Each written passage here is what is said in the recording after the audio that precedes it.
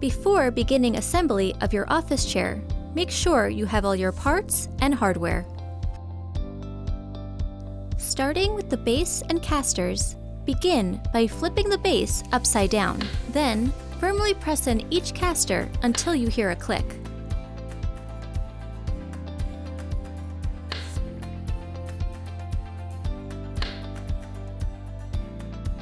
Flip the base to the upright position. Next, you'll be working with the gas lift and cover. Firmly insert the gas lift into the base. Then, place the cover over the gas lift. Firmly place your seat onto the gas lift. Next, we will attach the armrest. Start by connecting one armrest to your backrest. Then, connect the armrest to the seat cushion. Make sure to tighten the screws in an alternating cross pattern. Repeat the process to attach the second arm.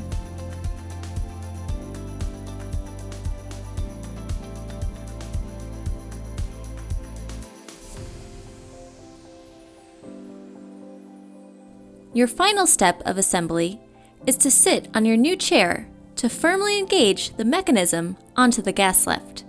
You're now ready to enjoy your new office chair.